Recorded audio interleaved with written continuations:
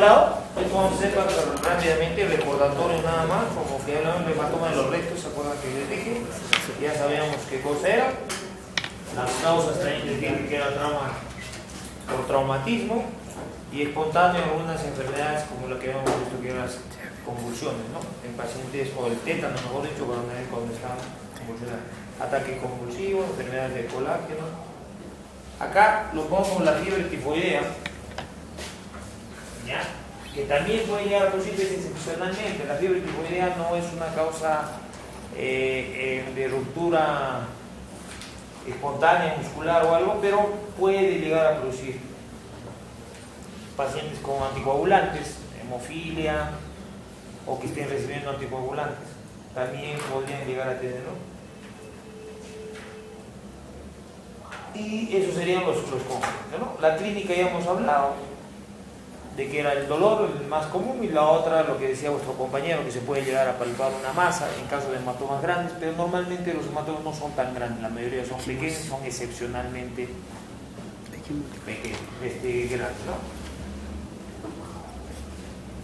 Anorexia, náuseas, como cualquier enfermedad. Normalmente cuando uno está enfermo, cuando está mal, cuando se cae la presión, todo no tiene ganas de comer, eso es absolutamente normal, no hay mucho para... Los estudios acá tenemos, la ecografía, que es lo que habíamos hecho, ¿no? Eso es lo que se ve en la ecografía, tenemos una imagen, esta es otra ecografía, un hematoma pequeño, y la tomografía, que es lo más importante, es un hematoma enorme, grande, que se ve ahí, ¿no? Ahí tenemos otro, un hematoma de los rectos, acá está, es enorme.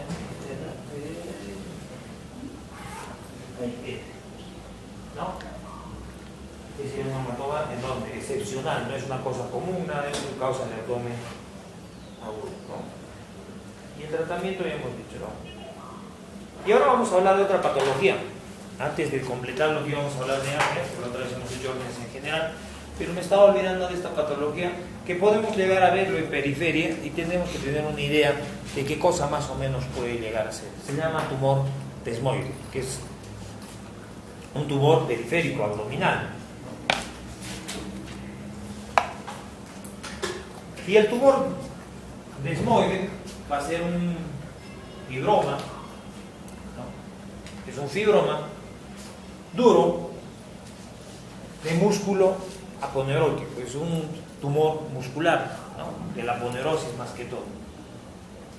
Pero tiene una cierta característica que me hace pensar y me hace orientar en que puede ser un tumor desmoide, ¿no? Se da en mujeres gestantes y puérperas. ¿Sí? Mujeres gestantes y puérperas. Es un tumor benigno, pero la característica principal que tiene es que es muy recidivante cuando uno no sabe qué es. Entonces, puede ser desde muy pequeño hasta tumores grandes. El tema es que cuando es pequeño, a veces uno lo mira, ustedes lo ven en periferia, por ejemplo, y ven una cosa durita en el abdomen, ¿sí? Generalmente una mujer gestante, una mujer puérpera, hay que tener la idea de que puede ser eso. Entonces, ustedes como lo ven chiquitito, es chiquitito, me parece un lipomita duro, agarran, le ponen anestesia local y se lo sacan. Y en vez de ayudarle, ahí le produjeron un problema, porque esa paciente en pocos meses va a regresar con un tumor más grande de lo que ustedes le han sacado, y ustedes ya le iniciaron, ¿no?, el proceso por haber sacado pensando en que era algo simple, porque tiene su manera de extraer esto, no es algo sencillo. Entonces, cualquier fibroma dentro del abdomen, más en una mujer gestante o que tenga una estimulación hormonal, que esté en ese periodo hormonal, ¿no?, en gestación, o sea, puérpera, tengan en la idea, en la cabeza de que puede ser un tumor desmoide, ¿sí? Y el sacarlo simplemente significa que va a regresar y va a regresar más grande, y a veces se tiene que sacar hasta toda la pared y cambiar por una malla. Todo es una cirugía bastante complicada si uno puede llegar a encontrar eso, ¿no? Entonces, pero hay que pensar, hay que tener la idea. ¿Cuál va a ser la causa? No se sabe muy bien la causa, pero obviamente como se da en gestantes y en puérperas, se piensa que es un problema hormonal. No, la causa es desconocida, no se sabe, pero se da en este tipo de pacientes. Entonces, la teoría más aceptada que uno puede llegar a pensar es de que es un tumor que tiene origen hormonal, ¿no? Entonces, esa puede ser la causa. Puede ser la sustancia hormonotrópica como causante del tumor. Esa es una teoría, todavía no está aceptada, pero es la que más se acerca por el tipo de paciente que uno lo ve. En algunas enfermedades hereditarias, como la poliposis familiar de colon, por ejemplo, se puede llegar a dar también este tipo de tumores, ¿no? Ahí tenemos una de eso. Entonces, características ya lo hemos dicho, es un tumor generalmente pequeño, ¿no? Pero puede crecer a tamaños enormes, ¿no? Y no se maligniza, no es malo, pero el problema que tiene es benigno, como lo hemos dicho, es que es recidiva, es muy recidivante, vuelve y empieza cada vez más grande, y llegamos a momentos en que si uno lo extirpa simplemente puede ocupar la mayor parte del abdomen. Ustedes imagínense, tenemos que sacar toda la pared, y después cómo reemplazamos esa pared, no es sencillo, todo eso uno tiene que idearse. Entonces, que algo que parece pequeño puede tener algún inconveniente, ¿no? Excepcionalmente, no es algo común, en algunos pacientes puede llegar a meterse en la aponeurose de los músculos, todo, incluso llegar a tocar el hueso, cuando está pegado en esa zona cerca de los huesos del abdomen, e incluso formar parte del periósteo.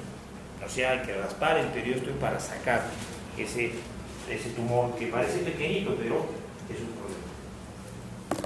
¿Cuál es la clínica? Totalmente asintomática. La mayor parte consultan porque palpándose la barriga encuentran una pelotita, ¿no? Y ahí dicen, no sé qué tengo medio durito, todo, y vienen a consultar por eso. Y otras veces es evidente, se nota el tumor, ¿no? Acá vamos a ver una imagen que se ve. Ahí vemos, ¿no? Al lado, eso que está pegado a una cicatriz, esa cicatriz es una Pfanstieck, una mujer en edad fértil que ha podido ser. Tiene que ser, ¿no? Una puerta, ¿no es cierto? Le han hecho una cesárea. Después de la cesárea aparece con esa fibra que puede uno pensar que puede ser por los hilos o un granuloma por el esto que está pegado cerca a la herida. Entonces uno piensa y entra y se encuentra con un tumor desmoido.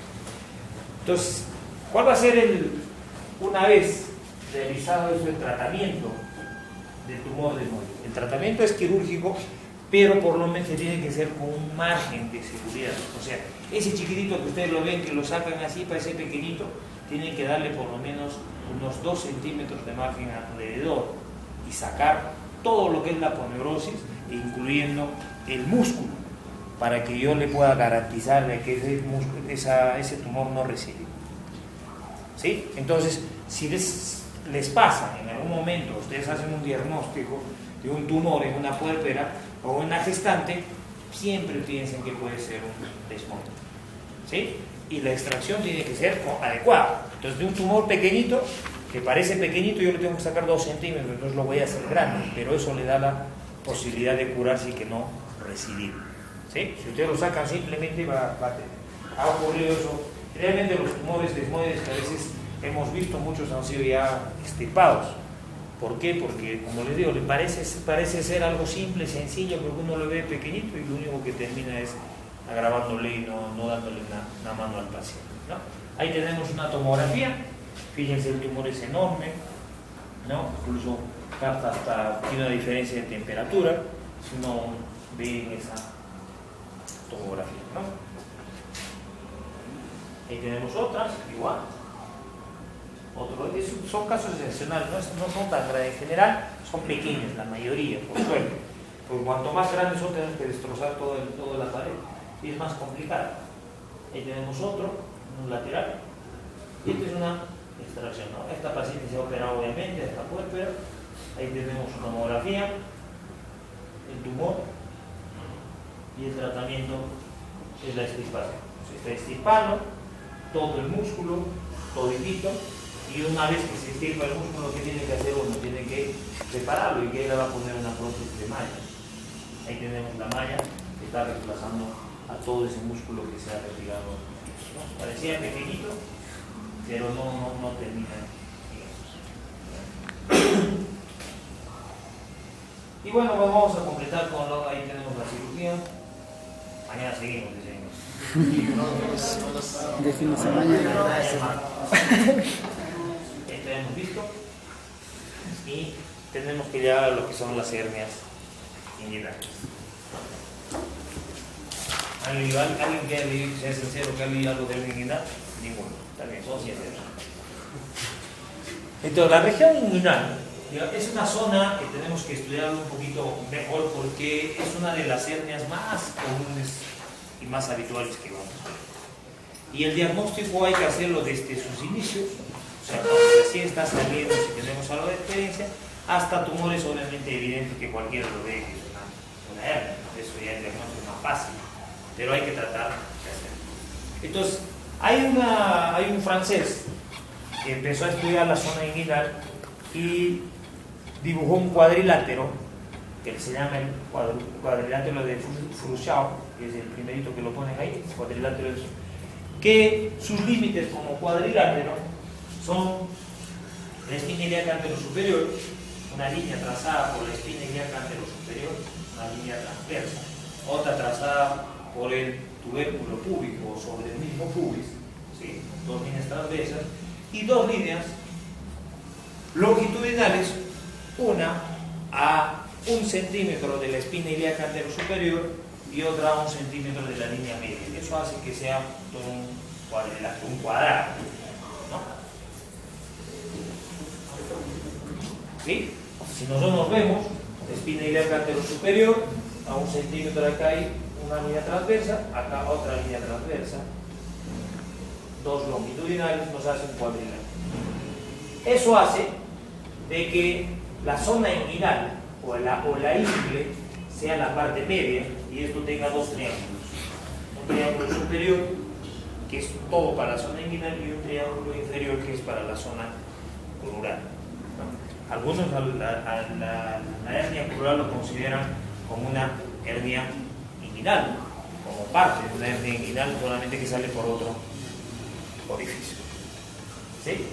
El tema es que no hemos traído como para que entiendan. Esto hay que entender un poquito la anatomía, porque cuando no entiendo un poquito la anatomía ando perdido y es difícil entender cuando hablemos de tal ligamento. Pero no hay...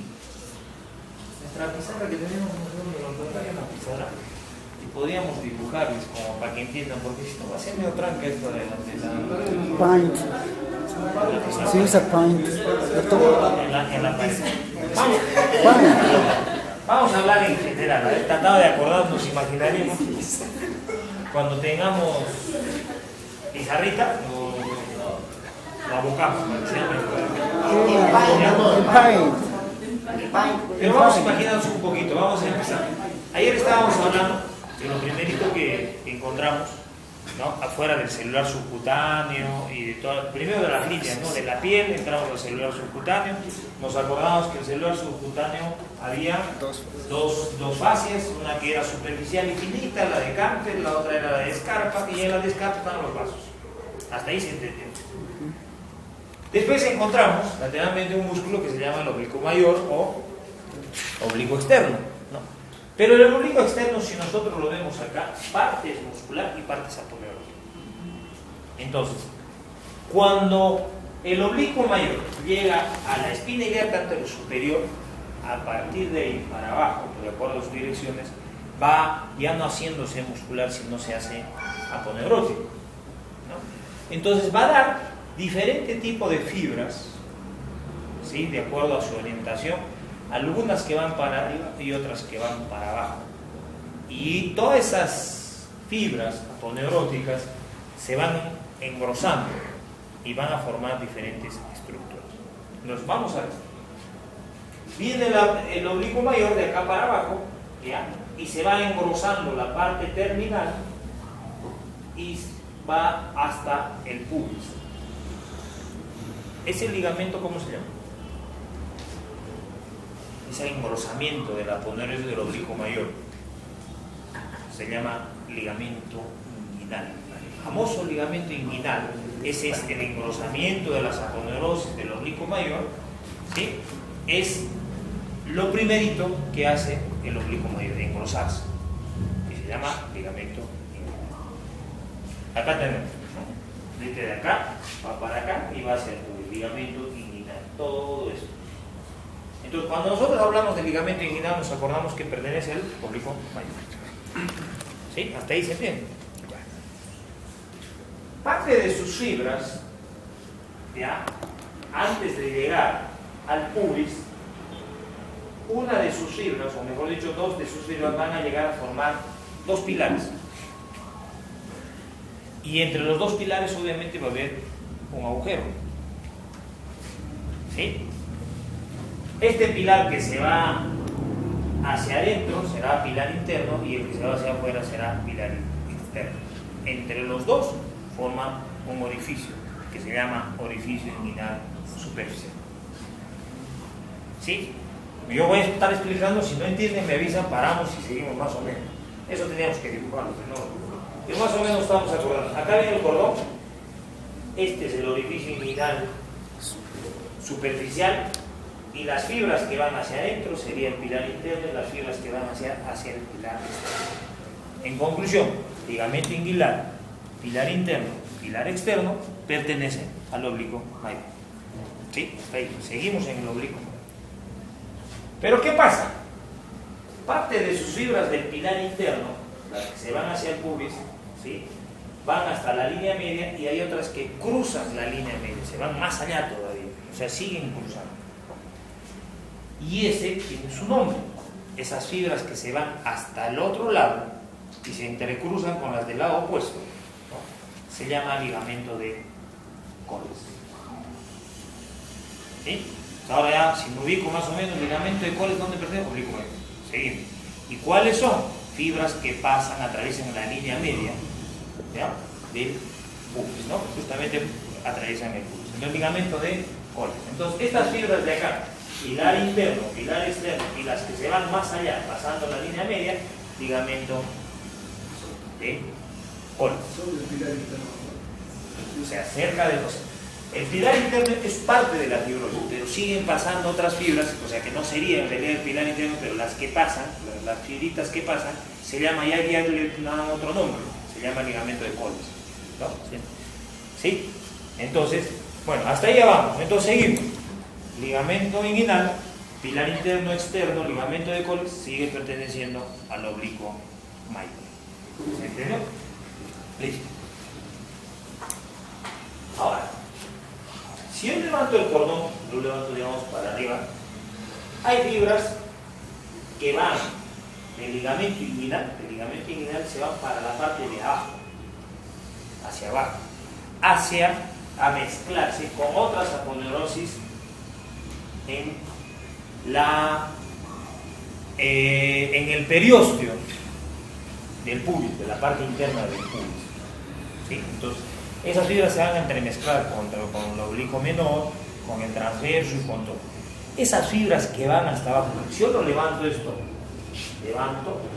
van a ver unas aponeurosis que se ven que se van hacia abajo. Esa se llama ligamento de Gimberman. ¿Sí? Entonces seguimos, pues, ligamento de Gimberman, ligamento de Colles, pilar interno, pilar externo y ligamento inguinal, todos oblicuo mayor. ¿Eso qué quiere decir? De que si yo corto esto, si yo corto el oblicuo mayor, todas estas estructuras que hemos hablado le pertenecen y son anteriores. O sea que es lo primero con lo que igual me voy a topar. ¿Sí? ¿Se entendió más o menos? No sé si tengo imagen, creo que tengo. Esa era parte del triángulo. El triángulo en realidad es así, el cuadrilátero, ¿no? Este ligamento inguinal, si este es el cuadrilátero, acá hay un triángulo inferior y acá hay otro triángulo superior. No ha salido la raya esa que no sé para por qué no. Este iba a ser la imagen. Listo.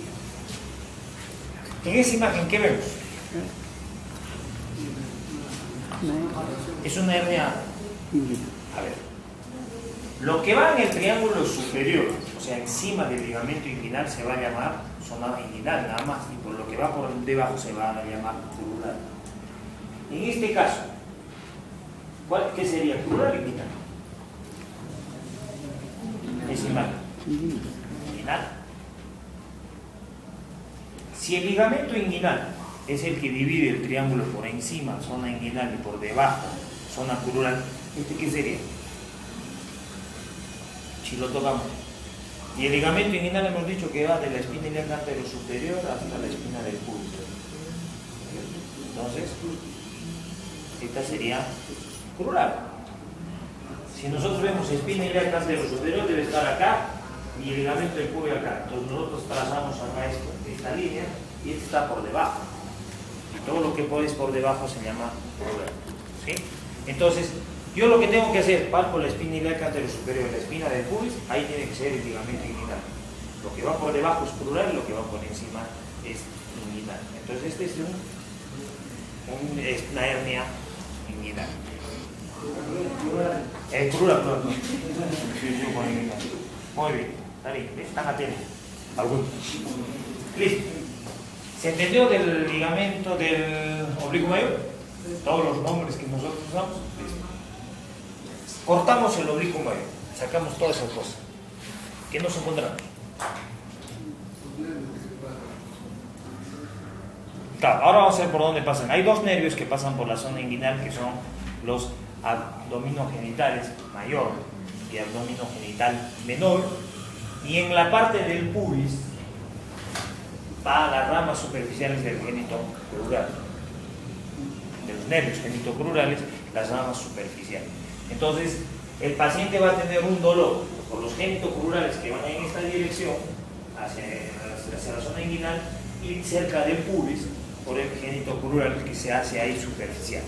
Entonces, son las zonas que antiguamente se hacían hernioplastías con anestesia local. Y como teníamos que hacerlo con local, teníamos que anestesiar esos nervios, el genitocrural, ¿ya? El abdomen genital mayor y menor y el genitocrural. Entonces nosotros teníamos que ir a hacer ahí las funciones.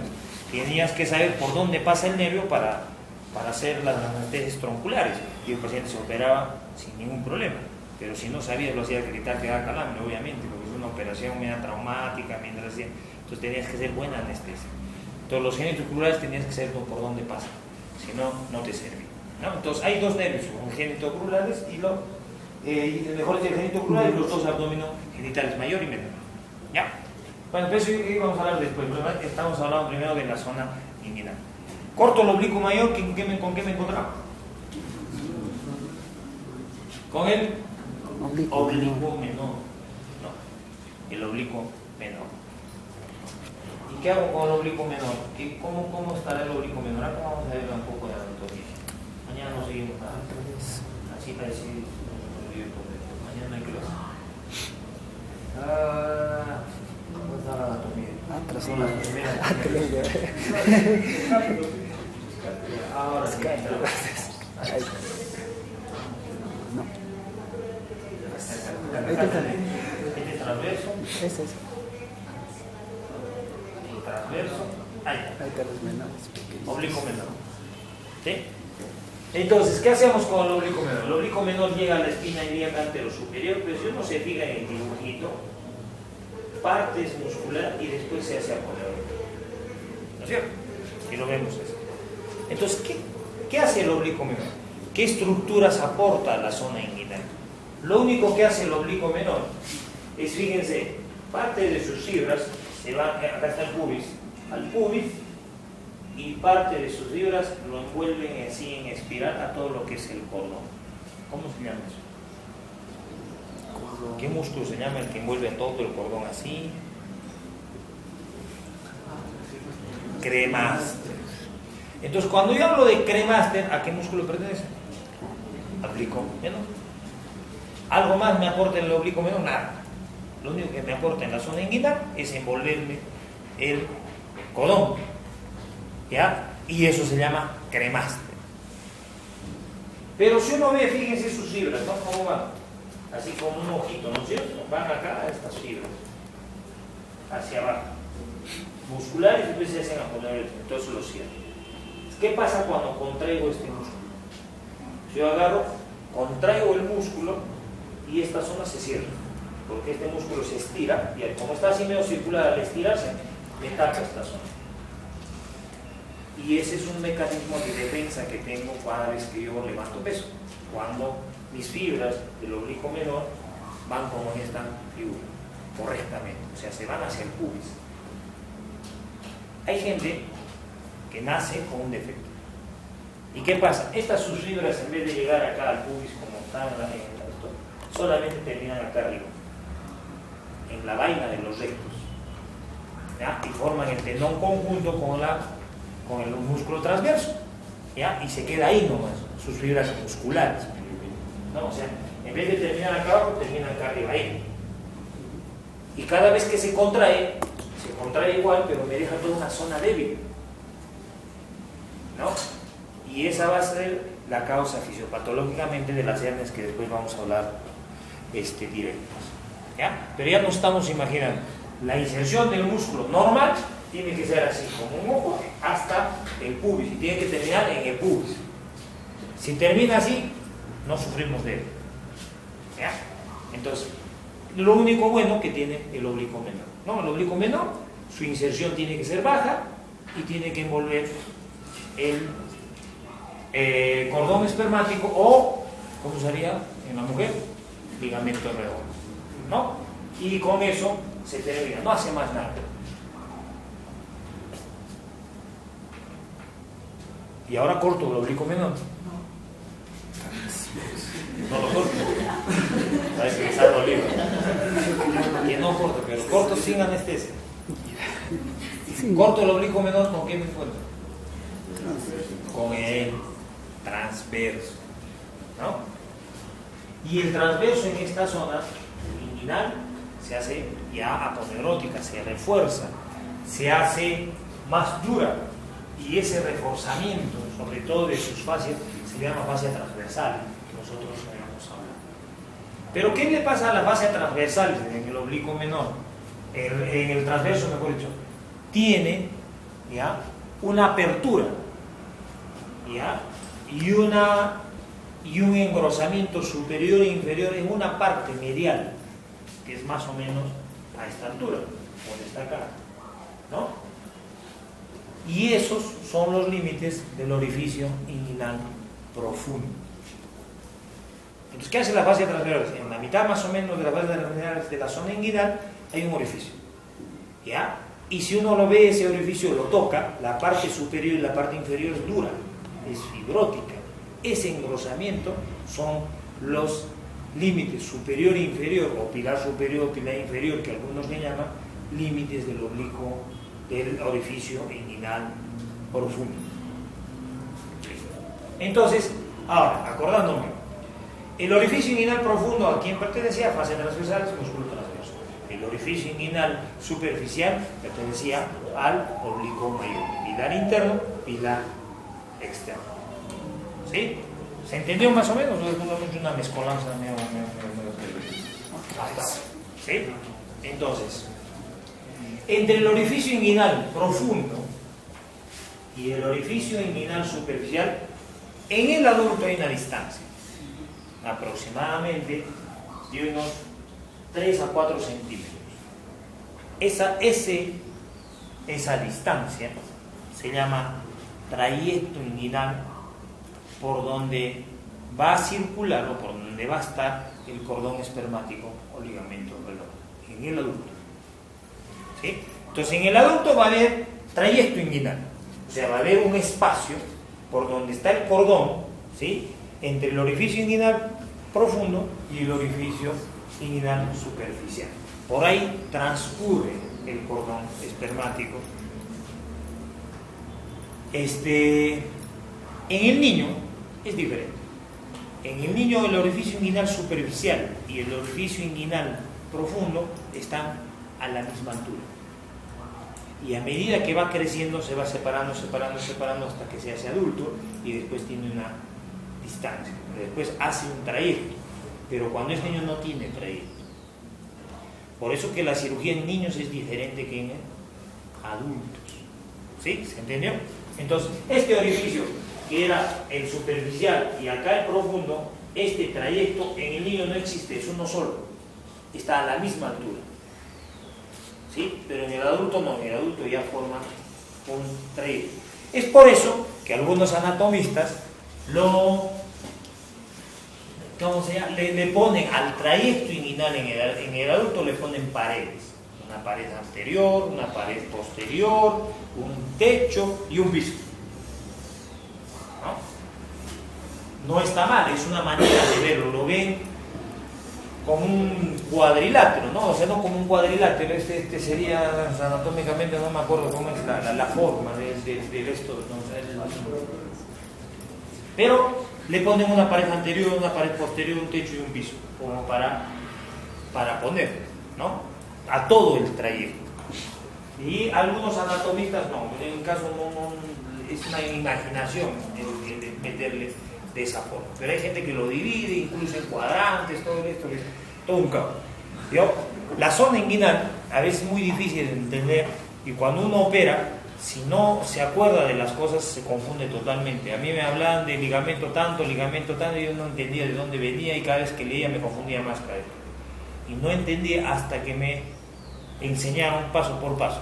Este es tal ligamento, este tal ligamento, así es el único momento donde entendí. Antes me hacía una mezcolanza y no entendía nada. Cuando me hablaban de uno u otro ligamento, decía, ¿y este dónde, por dónde se va? No entendía. Y cada vez que operaban, me explicaban, estoy operando esto, estoy haciendo, no entendía. Al final, terminaba la operación y decía, ¿qué cuerno hizo? No sabía. Entonces me costó entender. No he sido el único, a varios nos ha costado. De repente a algunos no le cuesta, pero nos ha costado a varios entender esta zona bien, como para que podamos operar, ¿no? Entonces, la mejor forma de ver entender, por lo menos para mí, fue entender parte por parte.